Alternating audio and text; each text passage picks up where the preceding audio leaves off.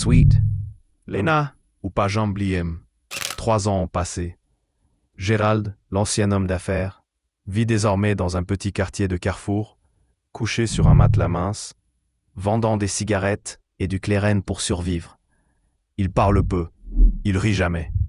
Mais chaque soir, il regarde le ciel et murmure. L'Elita sourit, moi centime t'es vive.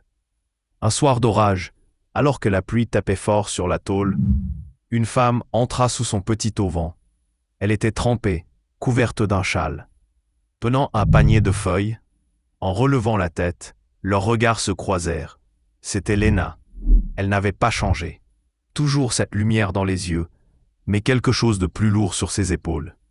Gérald, figé, sentit son cœur se serrer, comme au premier jour.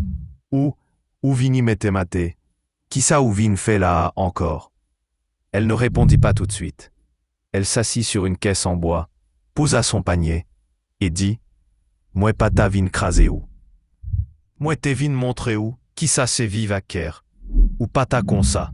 Elle sortit une petite bouteille d'huile et un chapelet en perles. « Ça, c'est pour... Moi pas besoin Anya encore n'en met nous. Ou déjà apprendre ça où t'es doué qu'on est. C'est pour toi.